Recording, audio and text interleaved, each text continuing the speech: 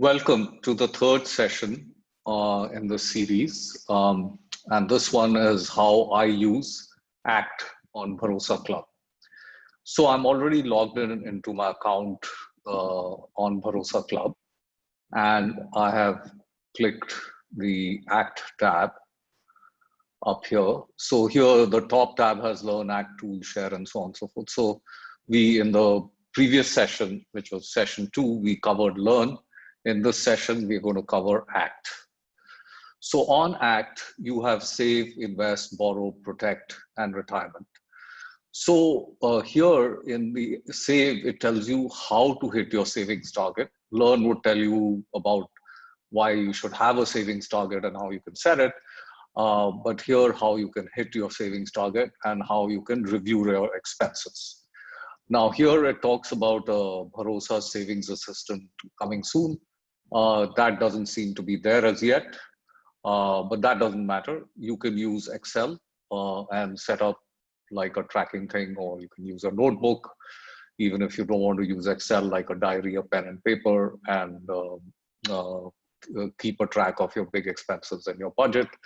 Later, if the savings assistant comes, you can use that if you like. And the next tab here on Review Your Expenses talks about a tool called Walnut, which reads your SMSs and automates expense tracking. Now, with both the Savings Assistant and Walnut, some people have concerns about privacy. So if you are one of those people who's concerned about privacy, then don't use these tools and just use a piece of pen and paper. But whatever you do, or if you do this mentally, it's a great idea to act on whatever you learned about savings and to put that in action. Let's move on to invest. So also in the act on savings, for what you should do with your saved money was actually covered in Learn. There was a note on what to do with your saved money. So here in invest, it's more about what you're trying to invest for growth. Your very safe money, you're concerned about safety and not return. Then as you move on to your income money, there you're concerned with just getting enough, just about to beat inflation. And you don't want to take much risk, and you're keeping money for a relatively shorter time period, maybe a couple of years, maybe 3 years or so. And then in your growth bucket, there you're going to be talking about investing for a longer time period. So this invest is really talking about acting on your longer term bucket. And the first thing is a unique Bharosa Club product called Well Simple, which is set it and forget it. And this essentially is meant for people who are busy, but it's like a better fixed deposit. It has more liquidity. It's better from a tax standpoint, and it gives you a better return. So you should keep your money, which you have invested here, at least for a few years, ideally 5 to 10 years. But you can withdraw it whenever you want, and there are no penalties. So behind this, there are only 2 funds. So for the debt part of it, it's a overnight fund, which is very, very safe. And for the equity part, it is an equity index fund, a Sensex fund, which again has no penalties for withdrawal and has very low expenses. And it tracks the Sensex. Now, the other nice part about Well Simple is that because it's a set it and forget it, Well Simple keeps track of what your target equity percentage is. And when you drift from that target, because the market may go up or down, it looks at the PE of the market.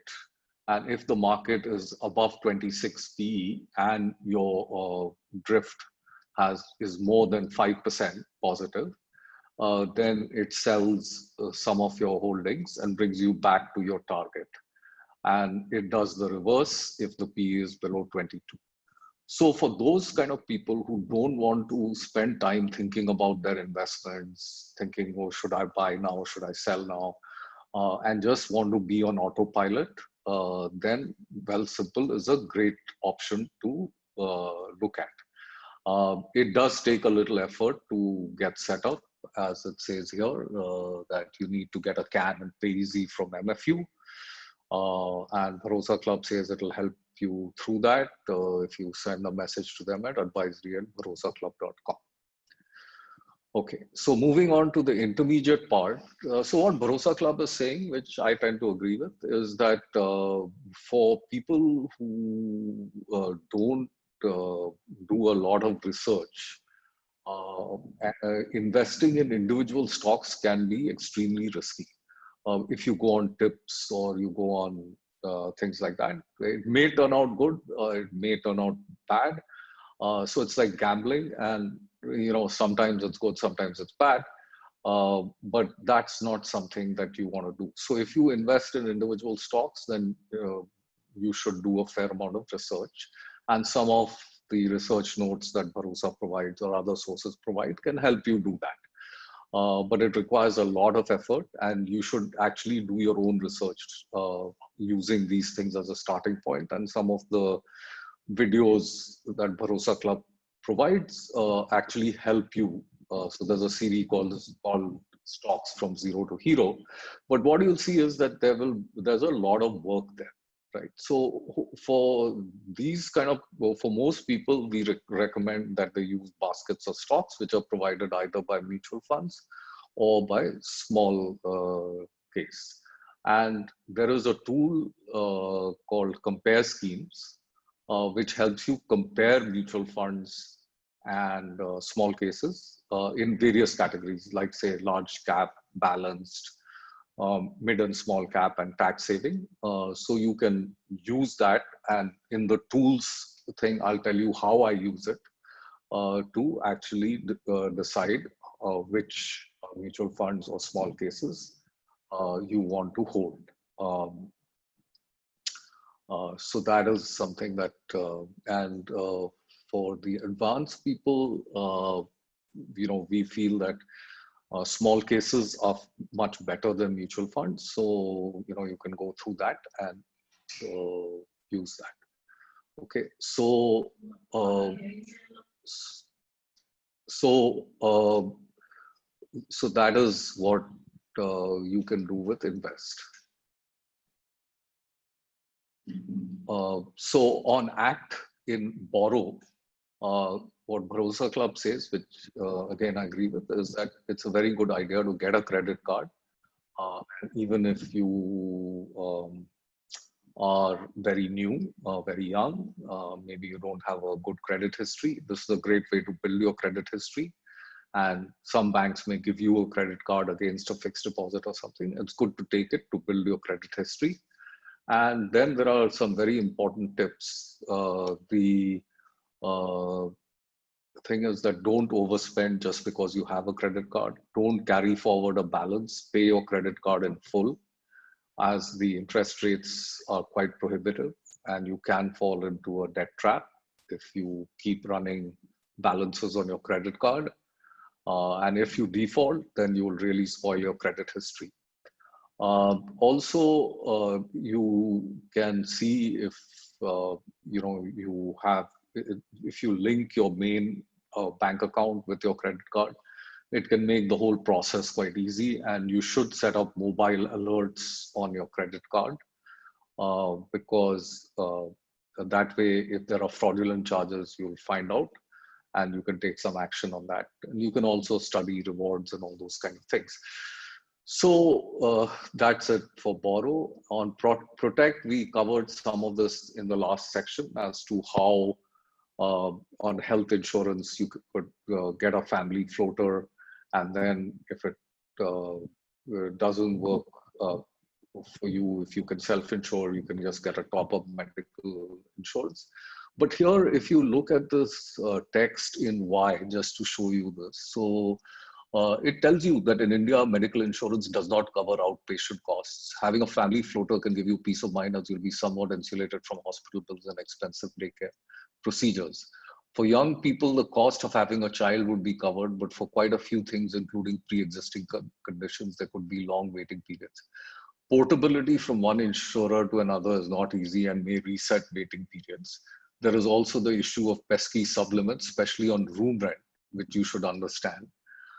Uh, when you're young and you think you're invincible, maybe a good time to buy these policies. As premiums will be low as you age, and especially if you're in good health, and insurance, then self-insurance may be something that you can consider. So these pesky room sublimits are something that you really have to be aware of, and quite a few people who are friends of mine, uh, went and bought relatively cheaper health insurance policies, mainly from public sector insurance companies, and then ended up, uh, say, when they needed a procedure, they wanted the best doctors, and the best doctors came with the most expensive rooms.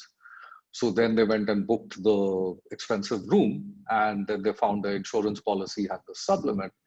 So if the room cost was, say, 8,000 rupees a day, and the supplement was, say, 5,000 rupees a day, then their entire bill was constrained by that supplement. So the insurance company only paid them 5/8 of their entire bill.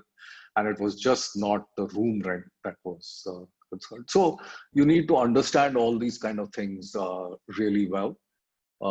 We talked about things like, so it tells you how you can act to get your vehicle insurance, how you can act to get a life insurance. And on retirement, in the act section, it's pretty much the same thing which is there on the tools thing.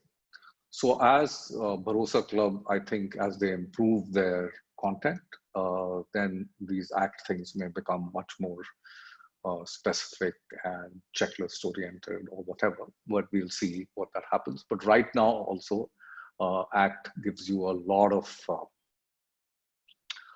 things that you can do if you've not already done them. And the important thing, I think, at least that I got from this, was that your theory, whatever learning you do, is wasted unless you act. And if you do that with small amounts of money, you may make mistakes, but you will learn. And that will also improve your financial literacy. So just as they say in swimming, you can't learn swimming unless you jump into the pool. So there is no amount of theory that is good enough if you want to become a master of finance or end up being quite confident about your finances. Then there is no substitute for acting and say jumping into the shallow end of the pool. Thank you very much for listening.